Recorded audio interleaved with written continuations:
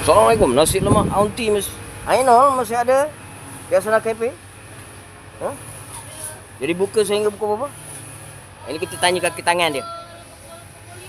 Pukul 5. Lepas subuh sampai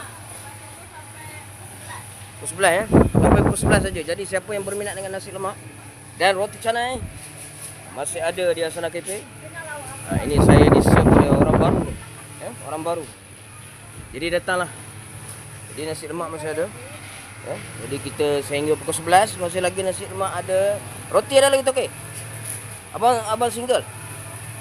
Ini abang single kita masih sentiasa single. Dari roti pun sampai pukul 11. Jadi datanglah beramai-ramai. Ada lagi ya. Jadi nasi lemak dan roti canai tidak tutup. Jadi tuan-tuan yang berminat untuk sarapan pagi dan juga untuk breakfast datanglah beramai-ramai ya. Jadi mungkin dalam masa tak sampai sebulan di lokasi ataupun